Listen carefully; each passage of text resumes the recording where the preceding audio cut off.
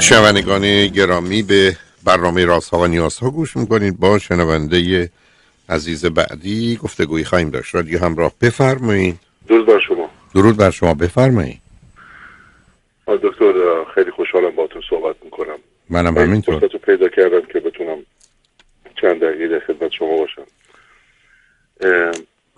من سوال کلی که داشتم این که اول اینکه خودم معرفی کنم. من از ایران تماس میگیرم و 37 سالمه.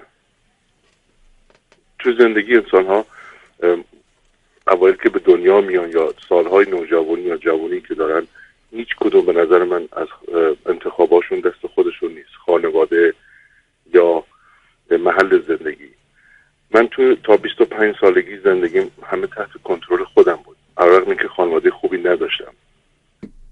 اما نفهمیدم. اگر هست داری حرف درستی میزنید وقتی آدم 2 سالشه، 4 سالشه، 6 سالشه نقشی ندارید.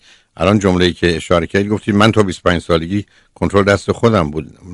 اگر قصدتون اشتباه شد. نه بله، اینجا اشتباه شد. از زمانی که خودم میشنم متوجهم. میفرمایید. خب از 15-16 سالگی که تونستم رو پای خودم کمی وایسم، تقریبا قول اطرافیان یکم بلوغ زودرس، بزرگتر از سن خودم میفهمیدم.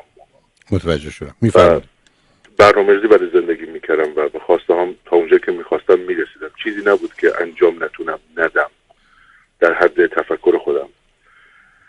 و متاسفانه بعد از 25 سال، سن 25 سال به بعد احساس میکنم اینجوری شده که یادم باشه دقیقاً خواسته های زندگیم یواش یواش باب میلم نبود و انتخابای خودم نبود، اما مجبور بودم انجام بدم. خلاصه کنم که مثلا چی؟ مثلا مهاجرتم. آخه مهاجرت اینجا که خب خودتون نمیخواستید بیاید، نمی آمدید. تصمیم مهاجرت گرفتم و مهاجرتم کردم، اما متاسفانه اون افرادی که من ازشون انتظار داشتم، یعنی قولی که من داده بودن، انجام ندادن و اینجوری برنامه‌های زندگی من یکی به یکی. نه خب آخه نه، ببینید اون درباره تصمیم چون اینا مهمن. تصمیم برای زندگی رو خودتون گرفتید، ولی روزی که من و شما به دیگری اتکا میکنیم همه چیز میتونه عوض بشه. شما بدترین نوعش رو میبینید. آدما عاشق همن، ازدواج میکنن، بعد به جنگ هم میرن، تا پای کشتن هم میرن، طلاق میگیرن. بنابراین دیگران تعیین کننده و تصمیم گیرنده نیستن. من و شما قراره بدونیم وقتی که در ارتباط با دیگری هستیم همه گونه احتمال و یا تغییری ممکنه.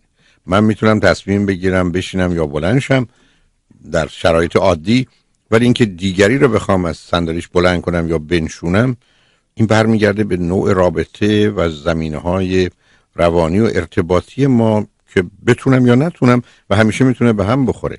بنابراین اینکه شما تصمیم به مهاجرت گرفتید انتخاب شما بود، ولی اینکه انتظار داشتید دیگران کاری بکنن یا کمکی بکنن و نکردن باعث تأسف هست. ولی به هر حال قبلا هم اینجوری تو زندگی پیش اومده بود که همیشه میاد تو زندگی همه آدم‌ها هست عزیز.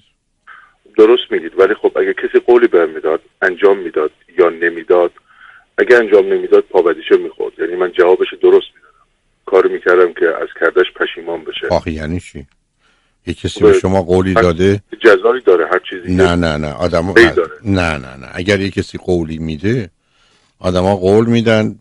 اگر یه کسی بدهی به شما داره، قراردادی داره، اونم چارچوب قرارداد. یعنی من با شما قرارداد میبندم که شما 100 تومن به من بدید یا $100 من بدید، من یه ماه بعد اون 100 تومن $100 به شما میدم.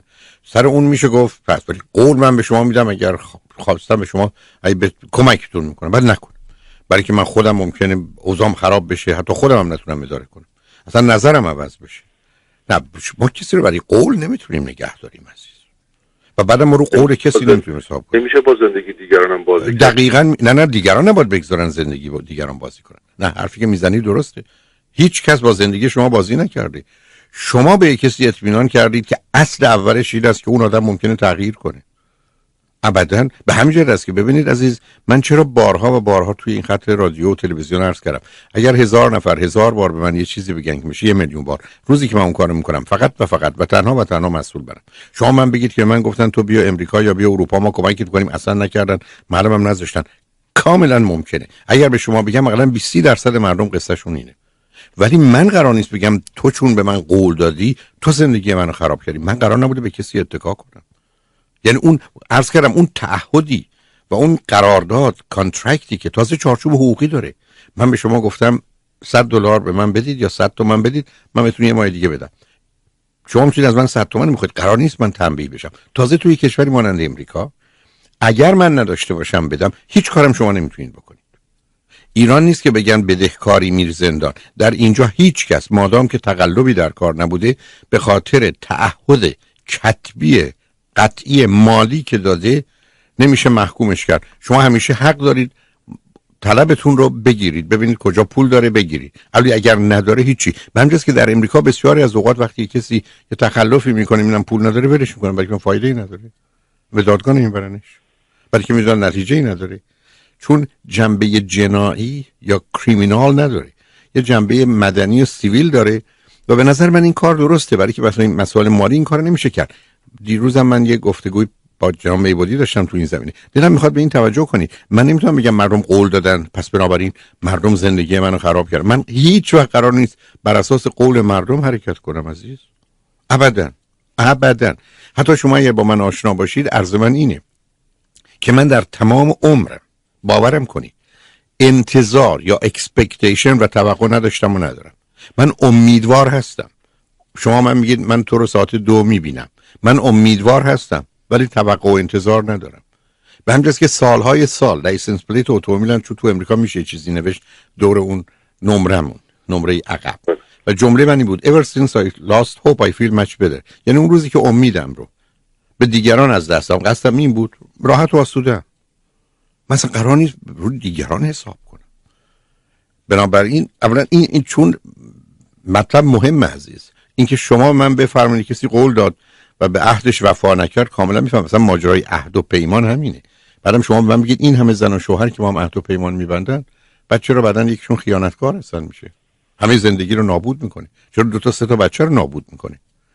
برای که آقای هولاکویی ببخشید میانه کلامتون، اگه اینجا باشه شما مثلا یه کنفرانس دارید تو 1-2 ماه آینده، مثل اینکه اگر که همه چیز ریلکس، روزی که شما بخواید برید بیاد کشتی بگید نه من به یکی دیگه اینو دادم، بقیه شما چیکار میکنید؟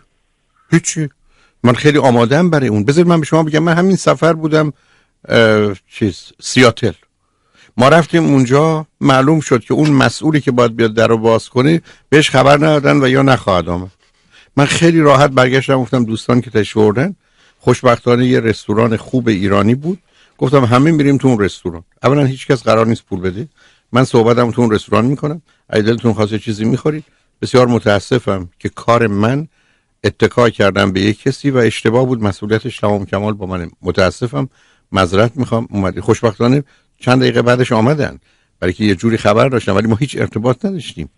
ولی من و شما اصلا نمیتونیم بر اساس قول و قرار دیگری تصمیم زندگی بگیریم و باید بدونیم اگر این کار کردیم در خطریم و ریسکی داریم میپذیریم. درست مثل که شما پولتون رو به کسی میدید، طرف ممکنه ورشکست بشه، طرف ممکنه غیب بشه، طرف ممکنه بمیره و هیچ نشه. نمیشه که انسان هر چیزی از دهنش در بیاد یا هر کاری که بخواد انجام بده بعد هیچ جزایی یا اصلا ما همچی دنیایی نداریم. نه عزیزم، آخه شما بدجوری میخواید جهان رو سیاه و سفید کنید.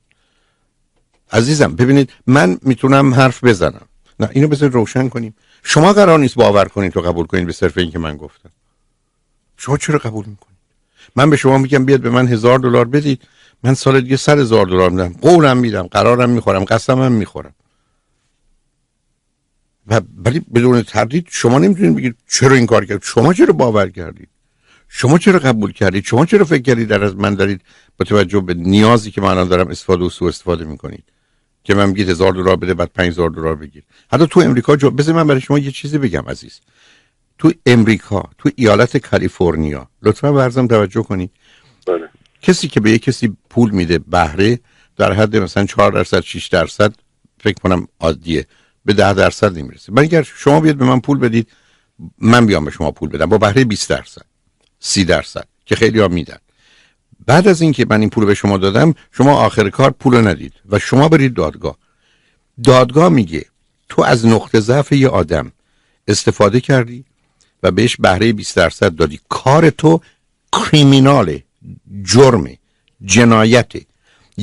3 برابر اون پولی که من از شما قرار بوده بگیرم از من میگیرن و من رای زندانم میتونم بکنم، برای که میگن یه آدم ضعیفی بود، احتیاج به پول داشت، در این شرایط اومد پلوی تو به خاطر ضعف و زبونی و نیاز او ازش سوء استفاده کردی، مسئول تویی. در ایران اینجوری نیست. در ایران میگن خب چشمت کور، می‌خواستی قرارداد نبندی. ببینید اون یه نگاهی است که مبتنی بر تنبیهه، این نگاهی مبتنی بر مسئولیته. بنابراین شما هر قول و قراری با من بگذارید، روزی که من انتخاب میکنم ریسکش رو من میپذیرم عزیز. شما من میگید زشته، بله. شما آدم بی‌وفایی هستید، بله. شما عهد و پیمان میشکنید، بله. آدم خوبی نیستید، بله. کار بدی کردید، بله. ولی ما صبح غروب که میتونیم همه رو مجازات کنیم. در امریکا عزیز از هر 42 تا جرمی که اتفاق افتاده یکیش میره دادگاه. سیستم قضایی امریکا که نمیتونه همه رو ببره دادگاه محاکمه کنه. اصلا همه کار در امریکا فلج میشه. شما از 1000 تا اتومبیل 10,000 تا اتومبیلی که تون میرن یکیشون رو میگیرید که جریمه بهشون میدید. سیستم اگر بخواد همه رو جریمه کنه که اصلا کل سیستم متوقف میشه. حالا این مثالی که من خدمتتون عرض کردم طولانی شد، ولی در انتهای این مثال خدمتتون عرض کنم پس از فردا منم میتونم به هر کسی هر قولی بدم. دقیقاً میتونید بدید. یعنی به نظر من شمایید که میدید اینه که شما ویژگی روانی و شخصیتیتون شناخته میشه. یک کسی هستید که به عهد و پیمانتون ممکنه وفادار بمونید یا نمونید، ولی روزی که شما من قولی دادید من بعداً طلبکار شما نمیشم و در ارتباط شما کاری که کردید کار زشت و بد و غلطی بوده، ولی جرم و جنایت من فکر میکنم در هیچ کشور قانونی باشه عزیز.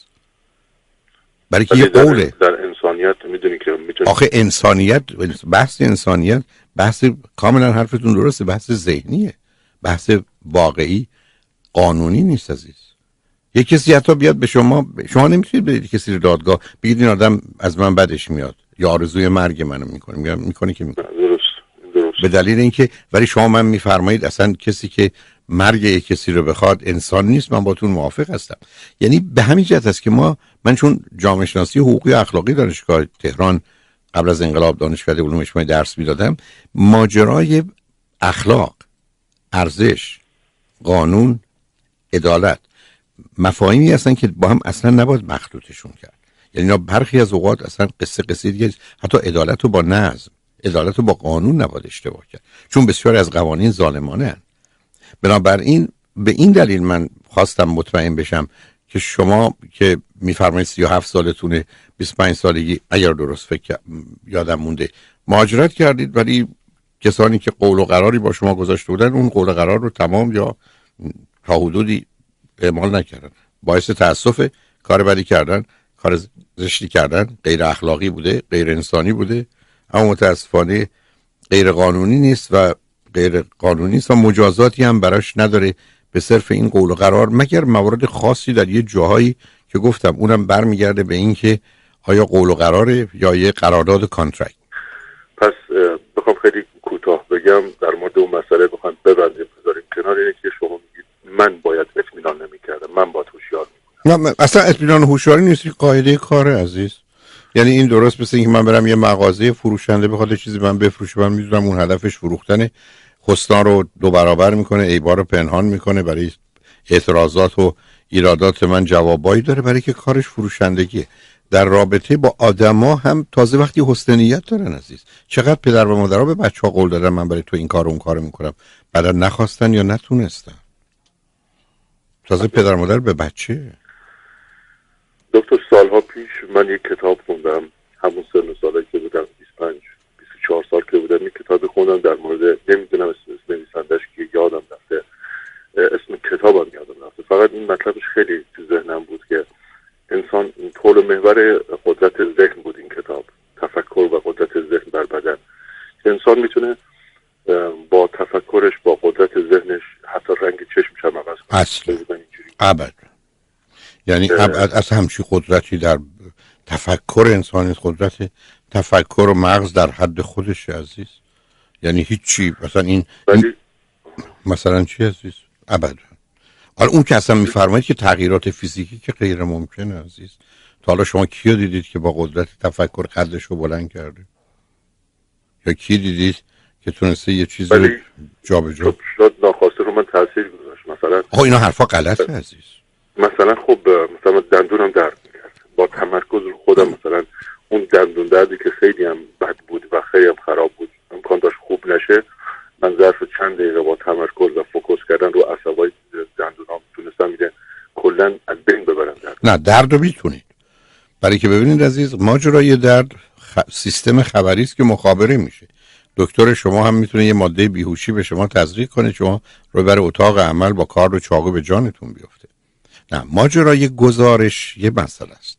مثل اینکه من چشممو ببندم نبینم. مطلبی که میفرمایید به من بگید که من توان اینو دارم که از طریق تلقین، یه نوع توجه و تمرکز، برخی از اوقات تنفس، یه مقداری درد خودم رو کاهش بدم. کاملا حق شماست، برای که اونو میشناسی، ولی اون ارتباط دلیل علمی داره، به مغز ارتباط نداره.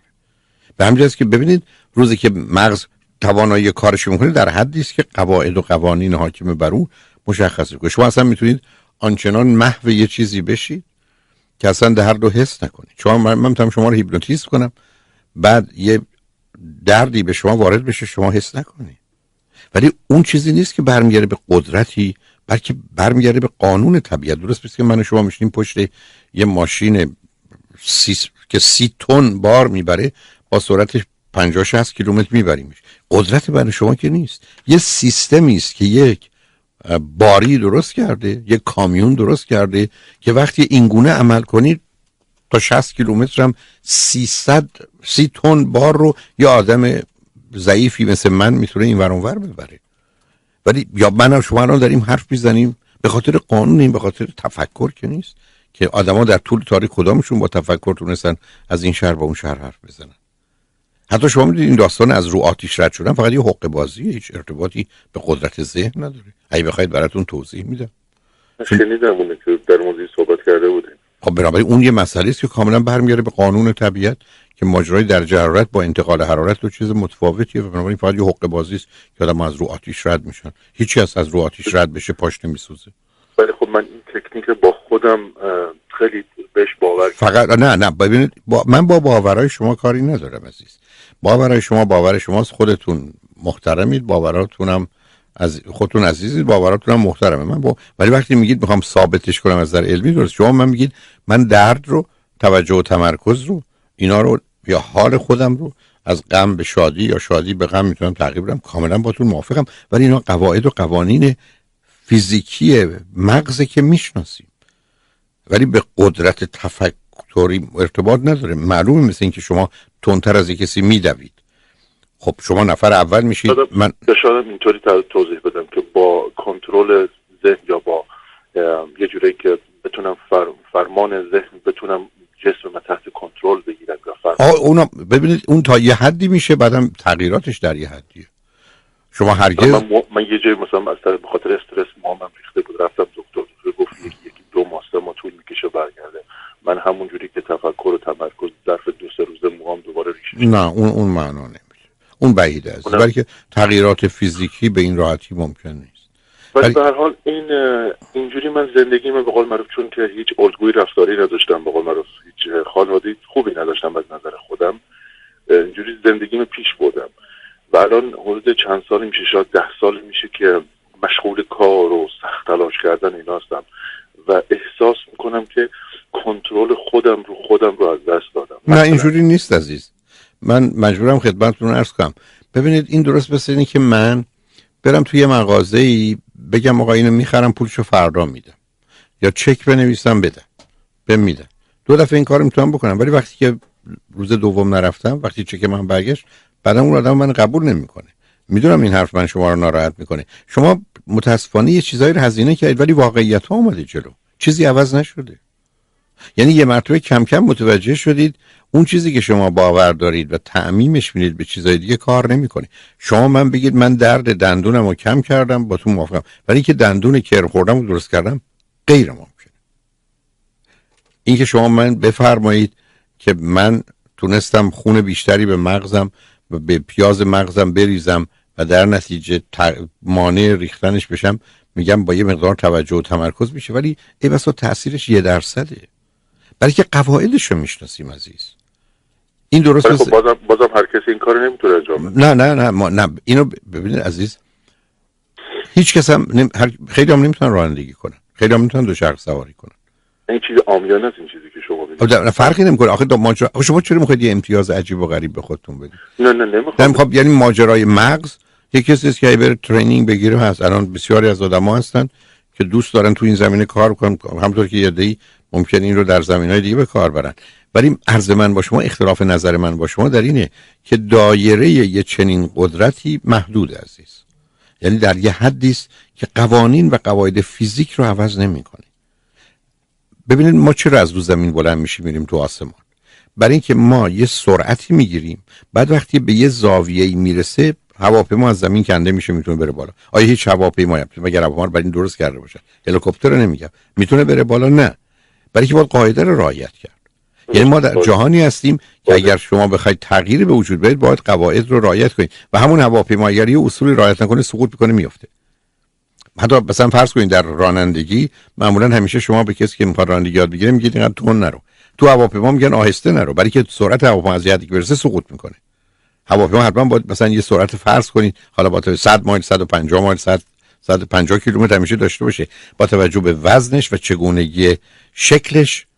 از یه حدی که سرعتش کمتر بشه سقوط میکنه. هیچ هواپیما نمیتونه با سرعت 5 کیلومتر تو هوا باشه. اصلا همچین چیزی ممکنه نیست. یعنی بنابراین وقتی هم که میشینه شما میدید بس با سرعت 150 کیلومتر رو زمین میشینه، اون ضربه رو چرا میزنه؟ شما دارید میگید خب شاید 300 سال پیش برای بشر یه چیز عجیب و غیر قابل این چه ارتباطی داره به هم؟ یک جسم آهنی بلند شه از زمین. نه آخه این چه ارتباطه؟ شما که نمیتونید بگید چون یه چیزی رو یه روزی نمیدونستیم هر چیزی که امروز فکر میکنیم نمیشه یه روزی میشه. بله خب یه بحث همه چیز ولی بحث نمیشه عزیز. ببین از این استدلالا نمیشه. مثلا یک بار یه اتفاقی افتاد تو زندگی، مجبور شدم 40 روز، یعنی خودم مجبور کردم و باید این کار انجام میدادم. 40 روز من غذا نخوردم. 40 روز نه غذا، فقط آب میخوردم و باز هم طبق این تمرکز و تفکری که خودم داشتم حاکم بودم و فرمان میدادم به بدنم که نه نمیکنه. بعد 40 روز نمیکنه عزیز. همین دیگه کار انجام دادم. اوکی بسیار خوب شما انجام دادید، ولی من متاسفم چون رو خط رادیو من اصلا قبول ندارم حرفتون رو عزیز. یعنی اون رو واقعی بیان نمیدونم. سوال اصلی من اینه که چطور انسان میتونه به خودش مسلط باشه و کارهاش و حتی چیزهایی که بخواد یاد بگیره یا چیزهایی که بخواد انجام بده از قبیل مثلا ورزش یا کارهای دیگه که به قول معروف قبلا روش تسلط داشته و الان نداره، چطور دوباره انسان میتونه خودش بسازه از طریق؟ آخه برخی از اوقات ازم قانون طبیعت اجازه نمیده.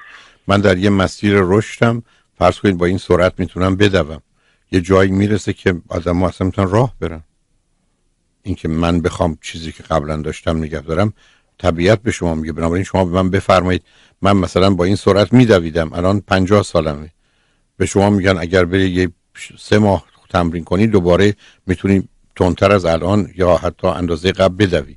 ولی اگر اینو در 80 سالگی گفتید میگید ببخشید دیگه سیستم کار نمیکنه. در سن و سال من توجه نمیتونم مثلا سیگار ترک کنم بدون هیچ دارویی. شما بدون تردید میتونید، برای که ماجرای سیگار در حقیقت یه نیازی نیست و بنابراین فقط برخی از اوقات اون رنجی که آدم میبره رو باید تحمل کرد و اون به هم ریختگی رو. بنابراین شما من میفرمایید سیگار رو میشه ترک کرد، میگم حتما میشه از یه راهی رفت، حتما میشه خودتون یه کاری بکنید، حتما مشروط بر اینکه حاضر باشید راه رو تا آخر برید و در رنج رو تحمل کنید. من که بسیاری از مردم سیگار رو یه روز میذارن کنار و نمیکشن در حالی که بسیاری 100 دفعه میرند و میان. بعد فرض کنید امروز یه داروی پیدا شده به اسم چنتکس سبب میشه اون استفاده کردم، اتفاقا به صحبت شما گوش داده و اون استفاده کردم ولی نمیتونستم خودم گول بزنم. نه گول زدن نیست. خب ببین همینجا باز مثلا گول زدن نیست، رسیور، یعنی اون گیرنده‌های مغز از کار میندازه. چیزی که بعد سیگار میکشید مثل برای که تو مثل کاه میمونه. وقتی به درستی عمل بکنی نقشی نداره. یعنی درست مثل که من سوار اتومبیل بشم که نمیره، موتور نداره، انجین نداره. بنابراین یه روزایی بعد یه نصفی مصرف میکردیم بعد یکی مصرف. نه اونو میدونم، نه اون قاعده رو میدونم که چند روز اول چه هست. همین کار انجام میدادم بعد که یه اتفاق پیش میومد مثلا. خب شما نمیخواستید انجامش بدید. ببین عزیز نه ببینید نه صبر کنید. نه آخه شما یه مقداری نگاه فیکس دارید مثل این که انسان یه پدیده ثابت. نه، من الان تصمیم میگیرم رژیم بگیرم به همین سادگی. علتش این است که دکتر من گفته که اگر رژیم نگیری میمیری. ولی من میرم توی مهمونی اینقدر مشغول میشم، اصلا برای من مسئله مرگ و زندگی الان موضوع زندگی من نیست که به اون فکر کنم. الان موضوع من لذت بردن یا مانند دیگران بودنه. در این شب که میام خونه پشیمونم که چرا اینقدر غذا خوردم. علتش این است که من که یه آدم ثابتی که نیستم عزیز. من که مثل یه تیکه سنگ یا یه چوب نیستم که همین از اینجام رفته مهمونی. نه، من یه موجود سیال در حال تغییرم که تازه حالات من عوض میشه. من روزی که رفتم پرو دکتر به من، شما اگه موجود سیالی بودین، اگه انسان سیالی بودین در حال تغییر بودین، هیچ وقت نمیتونید دکتراتون رو بگیرید. چرا؟ چند رشته موفق. چرا؟ برای که همیشه این رشته کاریست. نه آخه قصد سیال بودن خودتون موظف کردین که بدون تردید به همین جهت است که ما یه چیزی به اسم انضباط داریم. سلف دیسیپلین، سلف کنترل، سلف منیجمنت. انضباط در مدیریتمونه و اداره کردنمونه و کنترل خودمونه. معلومه بسیاری از آدم‌ها دارن ندارن. ببین مثل این مونه که فرض کنید شما یه جای تشریف میبرید، بهتون یه چیزی که دوست ندارید تعارف میکنن، شما میگید نه، یکی دیگه با وجودی که دوست نداره بسا بیشتر از شما مثلا تو رو درواسی گیر میکنه، میگیره میخوره. بنابراین من و شما داریم دائما اینا رو با هم مقایسه میکنیم. یعنی هر چیزی داره دائما تو مغز ما محاسبه میشه و بعد ما رو به این سمت یا اون سمت بره. تمام مغز با درد و لذت کار میکنه. بنابراین من وقتی یه تصمیم میگیرم بر اساس درد و لذته، ولی وقتی یک دقیقه بعد یا یه ساعت بعد درد و لذت من اوضاعش به هم ریخته، یعنی من الان یک کس دیگری هستم. به همین جهت مثلا چرا انسان نمیتونه اون رو لذتش پا بذاره؟ برای من قبلا اینجوری نبودم. ما هم این مثال چطور نمیتونه؟ خیلی از آدم‌ها رو لذتم پا میذاشتم، من الان نمیتونم. خب نه ببینید، خب این شمایید که یه چیزایی رو براتون مهمتر از اینه، یا همون چیزا رو یک کسای دیگه پای رو میذارن، یک کسای دیگه قبل از شما پا نمیذاشتن. به همین جهت که شما به یه بچه یه بیسکویت بدید، بهش بدید میگی میتونی نه بخوری مال تو، یا این نخوری یه ساعت دیگه بهت یه بیسکویت دیگه میدم. خیلی از بچه‌ها صبر میکنن، بعضیا بعد از 10 دقیقه میخورن، بعضیا بعد از 20 دقیقه میخورن، یا همون تا بهشون گفتید میخورن اصلا اعتنا به شما نمیکنن، برای که برمیاره به باورشون، احتیاجشون، انتظاری که راجع به آینده دارن. شما کی هستید؟ همه این چیزا تعیین کننده است. یعنی که 100 تا بچه ایوستا 100 تا واکنش متفاوت نشون میده. این ماجراها رو در خصوص انسان میشناسیم. یعنی هر کدوم از اینا در یه چارچوب بحث و گفتگویی میدونیم که حدود ما کجاست، برای که ما یه چارچوب آزادی داریم عزیز. در اون چارچوب آزادی است که مسئولیم. من همونطور که مثلا فرض کنید ورزش میتونم بکنم یا نکنم، از رو زمین میتونم بپرم پایین و بالا. من الان بپرم مثلا چند سانتی متر میپرم، این مقدار تمرین کنم ممکنه یه سانتی متر بیشتر بشه، یه تکنیکای یادم بدم بیشتر میشه، ولی اینکه من بتونم 2 برابر اون بپرم که نخواهد بود. حالا هر جوری میخوام فکر کنم. دکتر خب مسئله من الان اینه که این قضیه سیگار برام حیاتیه. من قبلا اصلا برام مهم نبود، چون چند سال پیش من خواستم بذارم کنار، همون روز گذاشتم کنار، تا چندین سال نکشیدم. بعد الان طوری شده که هم دکتر بهم گفته، همینی که به خاطر نیاز کاریم تو ترفیع شغلی که میخوام بگیرم باید سیگار بذارم کنار. نمیتونم دکتر. نه نمیخواید. شما این لغت رو اگه عوض کنید حل میشه. اون روزی که میگیرم عصبی میشم. خب بشید بگیر می ارزش رو داره. روزی که قبلا اینجوری نبودم عزیز من، اصلا باور نمیکنم شما رو. آیا منظور شما اینه که من پیر شدم و آدم؟ نه مسئله نیست، آدم‌ها عوض میشن. من اصلا میگم ای بس شما با گذشت زمان در یه زمینهای قوی‌تر و بهتر میشی، ولی این مورد به خصوص نه. این مورد به خصوص ای بسا مثلا مقاومتتون در مقابل درد کم شده، اصلا خوب و بدی دنیا براتون کم اهمیت شده. اونم هست. خیلی چیزاست. یعنی میدونید برای که من و شما 10ها 100ها موضوعی هست که همیشه دارن درصدی ایفا میکنن. شما فرض کنید من بهتون میگم برای من کار میکنید، میگید نه برای که احتیاج به پول ندارید. فردا فرزندتون مریض میشه، سخت احتیاج به کار دارید، میاد التماس کنید من کار بده. چرا دیروز نمیخواستید؟ برای که دیروز به این پول احتیاج داشتید. الان فرزندتون مریض، پول میخواید برای فرزندتون، معلومه 2 برابرم کار میکنید، با نصف اون قیمتم یا اون دستمزدم واسید برای من کار کنید، برای که سلامت فرزندتون 1000 برابر ارزشش بیشتر، ولی دیروز نبود. به همین جاست که آدما یه تصمیم میگیرن بعدن عوض میکنن، یه قراری میذارن به هم میزنن.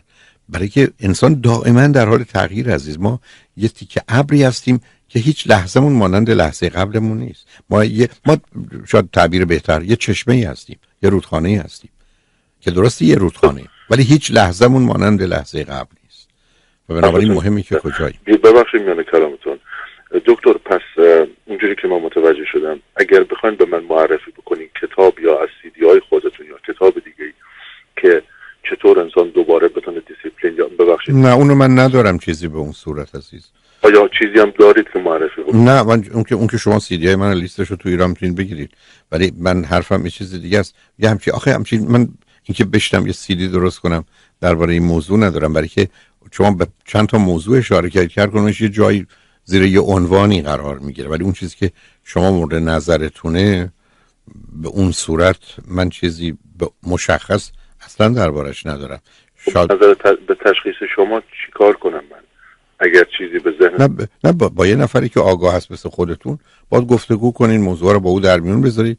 یه کسی که درست مثل من در مقابلتون اگر بحث مختلف و مخالفی داره مطرح کنه و بعد شما انتخاب کنید درست و غلط شد. توانایی اینجور شخصی خب باید پیدا کنید، چاره نیست. درست مثل که من به شما بگم بعد چجور اطمینان کنم که نه اطمینان کنید که خودتون عمل میکنید، بعدن باهوشتر از این هستید، هفته اول میفهمید به دردتون میخورید. باشه ممنونم.